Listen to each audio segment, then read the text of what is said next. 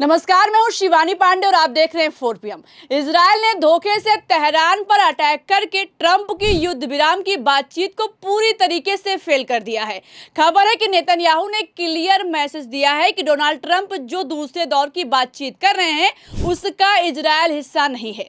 एक तरफ आसिम मुनीर ईरान पहुंचे हैं तो वहीं दूसरी तरफ कैसे इजराइल ने खेल कर दिया है, इस पर जानकारी देने के लिए हमारे साथ प्रियंका जी मौजूद हैं। प्रियंका जी, एक तरफ इजराइल ने तेहरान पर अटैक किया है तो वहीं दूसरी तरफ हजारों अमेरिकी सैनिकों की तैनाती, आखिर चल क्या रहा है? काफी कुछ से ज्यादा चल रहा है शिवानी। खबर निकलकर सामने आई है कि अगर दूसरे दौर की बातचीत में अमेरिका इस जंग से बाहर नहीं हुआ तो डोनाल्ड ट्रंप का जाना तय हो चुका है। एक तरफ अमेरिकी संसद में महाभियोग का प्रस्ताव आया है, वहीं दूसरी तरफ अमेरिकी रक्षा मंत्री पीट हेगसेथ आखिर क्यों इस्तीफा देने के लिए मजबूर हो गए हैं, आपको बताएंगे। लेकिन खबर में सबसे पहले शुरुआत डोनाल्ड ट्रंप के महाधोखे से करते हैं। मतलब एक तरफ तो ट्रंप युद्ध विराम की बातचीत कर रहे हैं, वहीं दूसरी तरफ डोनाल्ड ट्रंप ने कितना खतरनाक प्लान किया है, इसको लेकर खबर निकलकर सामने आई है। खबर आप देख सकती हैं, अल जजीरा की ये खबर है। कुछ ही देर पहले अल जजीरा ने इस खबर को ब्रेक किया है और इसमें साफ लिखा हुआ है कि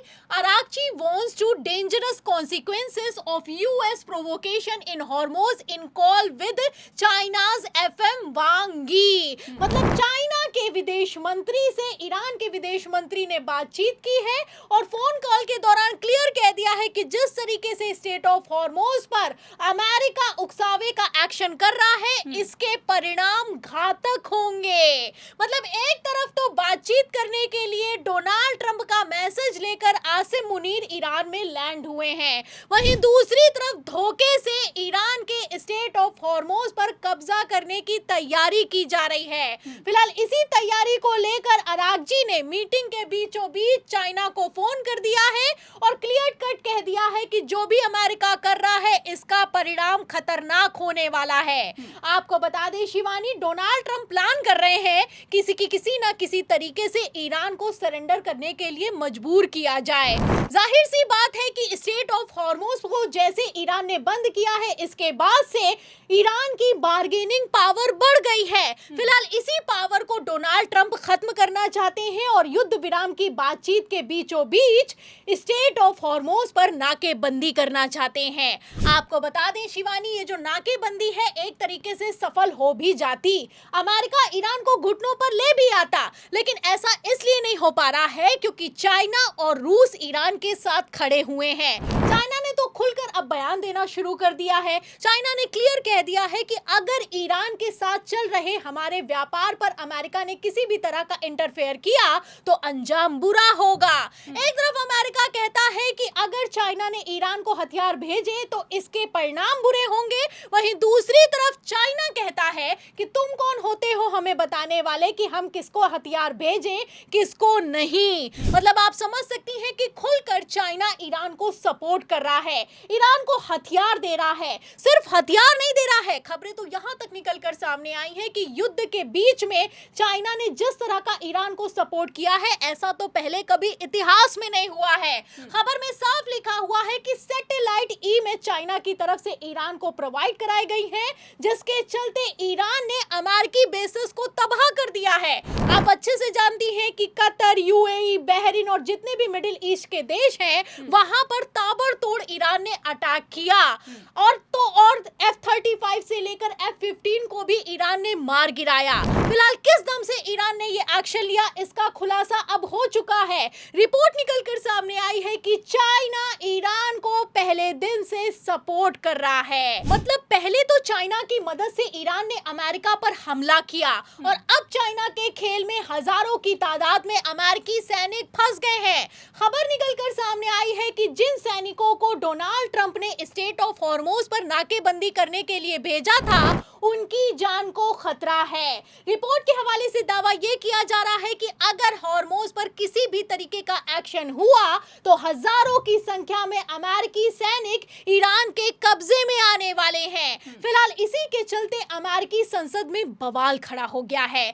आपको बता दें शिवानी, डोनाल्ड ट्रंप की पावर खत्म करने के लिए अमेरिकी संसद में प्रस्ताव पेश किया गया है और तो और इस पर वोटिंग भी हो चुकी है। वोटिंग की अगर बात की जाए तो 52 में से 47 सांसदों ने ट्रंप के खिलाफ वोट किया है। ऐसे हालातों में आप समझ सकती हैं कि डोनाल्ड ट्रंप की अपनी कुर्सी बचाने में हालत खराब दिखाई दे रही है। एक तरफ डोनाल्ड ट्रंप जैसे ना तैसे करके अमेरिकी संसद से बचकर निकले हैं, वहीं दूसरी तरफ अमेरिकी रक्षा मंत्री के खिलाफ महाभियोग प्रस्ताव तैयार हो चुका है। दावा किया जा रहा है कि अगर पीट हेग्सेथ ने अपने आप इस्तीफा नहीं दिया तो बड़ा एक्शन होने वाला है। तो आप समझ सकती हैं कि किस तरीके से अमेरिकी संसद में और तो और अमेरिका में भी ईरान के खिलाफ जिस तरीके से जंग का ऐलान कर दिया गया है, उसकी खुली बगावत हो रही है। आपको बता दें कि ट्रंप प्रशासन बुरी तरीके से फंस गया है। एक तरफ डोनाल्ड ट्रंप की हालत खराब है, वहीं दूसरी तरफ बड़ी खबर ये निकल कर सामने आई है कि नेतन्याहू ने क्लियर कट कह दिया है कि जो डोनाल्ड ट्रंप दूसरे दौर की बातचीत कर रहे हैं ईरान के साथ, उसका हिस्सा इजराइल नहीं है। इजराइल का कहना है कि ईरान के साथ युद्ध करने के लिए हम तैयार खड़े हैं। तो आप समझ सकती हैं कि किस तरीके से नेतन्याहू भी अपनी कुर्सी बचाने के लिए लगे हुए हैं। जाहिर सी बात है कि अगर इजराइल किसी जंग में इन्वॉल्व नहीं हुआ तो नेतन्याहू पर केस चलेगा, और अगर केस चलेगा तो नेतन्याहू के जेल जाने की नौबत आ सकती है। तो डोनाल्ड ट्रंप भी फंसे हैं, नेतन्याहू भी फंसे हुए हैं, और इन सब के बीच ईरान पूरी ताकत के साथ लड़ रहा है। ईरान ने सुपर पावर देश अमेरिका तक को घुटनों पर लाकर रख दिया है।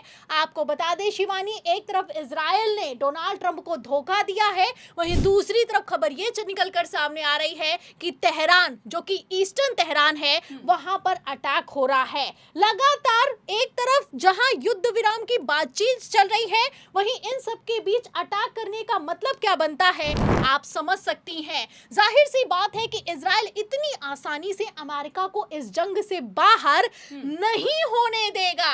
खबरें तो यहां तक निकल कर सामने आ रही हैं कि डोनाल्ड ट्रंप इस युद्ध से बाहर निकलने के लिए तड़प रहे हैं। सिर्फ युद्ध विराम की बातचीत ईरान में नहीं चल रही है। आपको बता दें कि लेबनान और इजराइल के बीच भी मीटिंग को ऑर्गेनाइज किया गया है, और इसको लेकर तो डोनाल्ड ट्रंप ने तो यहां तक कह दिया है कि ये एक बढ़िया शुरुआत है। फिलहाल कितनी ये बढ़िया शुरुआत है, इसके लिए आप अल जजीरा की खबर देखिए। लेटेस्ट रिपोर्ट निकलकर सामने आई है और इसमें साफ साफ लिखा हुआ है कि साउदर्न लेबनान पर इजराइल की तरफ से अटैक किया गया है, और इस अटैक में कई इमरजेंसी व्हीकल से लेकर हॉस्पिटल के आसपास तबाही मचाई गई है। फिलहाल इन सब के बीच डोनाल्ड ट्रंप ने क्लियर कट कह दिया है कि मैं चीन के लिए स्टेट ऑफ हॉर्मोज को खुलवा रहा हूं, ताकि जब मैं बीजिंग जाऊं तो चाइना के राष्ट्रपति मुझे गले लगाएं।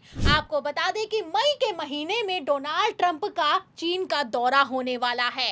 खबर निकल कर सामने आई है, एक तरफ डोनाल्ड ट्रंप इस दौरे को लेकर शेखी बगा रहे हैं, वहीं दूसरी तरफ चाइना ने चुप्पी साध रखी है। जाहिर सी बात है कि अगर अमेरिका के राष्ट्रपति का ये दौरा चीन में जो होने वाला है उसे कैंसिल कर दिया गया तो सुपर पावर देश की डबल फजियत होने वाली है। फिलहाल हालातों को भांपते हुए डोनाल्ड ट्रंप तो बैकफुट पर आ गए हैं, लेकिन अगर कहीं दूसरे दौर की बातचीत में युद्ध विराम नहीं हुआ तो इस दौरे का क्या होगा, डोनाल्ड ट्रंप की कुर्सी का क्या होगा, और तो और इस युद्ध का अंजाम क्या होगा, ये देखना होगा। तो ट्रंप तो चले थे ईरान में रिजीम चेंज करवाने, लेकिन जैसे खुद की कुर्सी जाने की नौबत आई है, ऐसे हालातों में अगर दूसरे दौर की बातचीत में युद्ध विराम नहीं हुआ तो अंजाम क्या होगा, इस सवाल के जवाब पर आपको क्या लगता है, अपनी राय बताइएगा। वीडियो को लाइक कीजिएगा, शेयर कीजिएगा, ज्वाइन कीजिएगा। देखते रहिए 4 PM। नमस्कार।